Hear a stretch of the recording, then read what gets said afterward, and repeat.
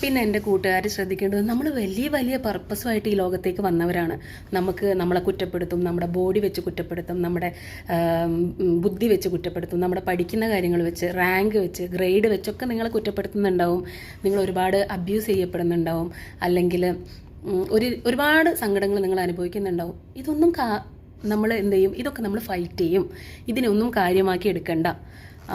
നിങ്ങളുടെ ഉള്ളിലെ ഇന്നർ വോയിസിനെ ഇതൊക്കെ സത്യമാണോ എന്നുള്ള നിങ്ങളുമായിട്ടുള്ളൊരു നിങ്ങളുടെ ഏറ്റവും നല്ല സുഹൃത്ത് നിങ്ങളായിട്ടിരിക്കുക. നിങ്ങളുടെ ആ ഒരു ഉള്ളിലെ സുഹൃത്തിനോട് നിങ്ങൾ സംസാരിക്കുക.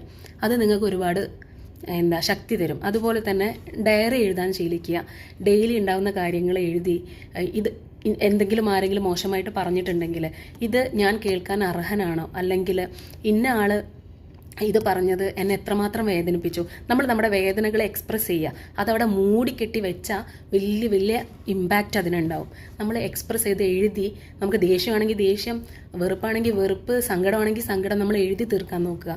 അതുപോലെ തന്നെ നമ്മൾ ഒരുപാട് റെസ്പെക്റ്റൊക്കെ സ്നേഹമൊക്കെ ഉള്ള ഒരു മനുഷ്യർ നിങ്ങൾ അവരിൽ നിന്ന് ആഗ്രഹിക്കുന്നത് നിങ്ങളെക്കാളും ചെറിയ കുട്ടികൾക്ക് കൊടുക്കുക. ഈ കൈൻഡ്നെസ് എന്ന് പറയുന്നത് എല്ലാവരും ഒരു കഠിനമായ ഒന്ന്, സ്ട്രോങ് ആവുക എന്നുള്ളത് ഒരു കഠിനമായ ഒന്ന് എന്നാണ് പറയുന്നത്. പക്ഷേ ശരിക്കും സ്ട്രോങ് ആയിട്ടിരിക്കുക എന്നുള്ളതൊരു കൈൻഡ്നെസ് ആണ്. നമ്മൾ ആ ഒരു അത്ഭുതത്തിനെ തിരിച്ചറിയുക. നിങ്ങളെ ജീവിതത്തിനെ സ്നേഹിച്ച് തുടങ്ങുക. ആരെന്ത് പറഞ്ഞു കഴിഞ്ഞാലും എനിക്ക് വലിയ സ്വപ്നങ്ങളുണ്ട്, ഞാനത് നേടും, എനിക്ക് സംസാരിക്കാൻ ആൾക്കാരുണ്ട്, ഞാനത് സംസാരിച്ച് സോർട്ട് ഔട്ട് ചെയ്യും, അങ്ങനെ വിചാരിച്ച് മുന്നോട്ട് പോവുക.